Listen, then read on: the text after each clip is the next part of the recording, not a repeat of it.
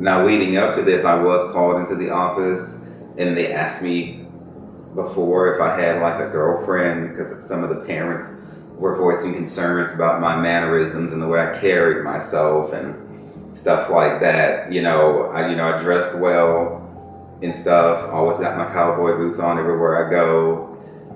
So I don't look like a conservative straight person because I'm not a conservative straight person.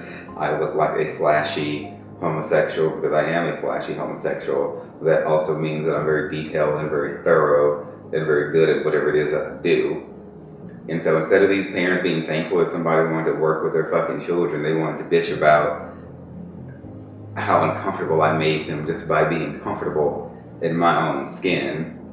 Now, why churches do this, in my opinion, is because kids bring parents, parents bring money, and parents are looked at as constituents, shareholders, stakeholders. It's how people who bring tithes and offerings to churches look these days, because churches are run as like a corporation, a business model.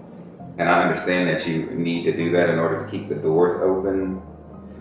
But as much as churches like Lakewood be bitching about not having enough volunteers, to say that you're willing to fire one over a picture on a MySpace page and for what they're doing when they're not at church, when this is supposed to be a house of acceptance and everything like that, I'm gonna call bullshit on that.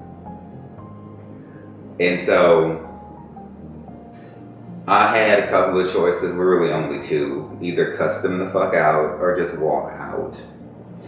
I chose to just leave. And then those two pastors were looking at each other confused, because what they had offered me was, they said that I could basically be demoted to being like an usher or a greeter. They wanted me to read some books to become ungay. So they really low-key were trying to do conversion therapy. I would have to become ungay and then rise back up in the ranks, and I wasn't trying to hear none of that. So I just got up and walked out. They looked totally confused because I didn't say anything because the decision was made.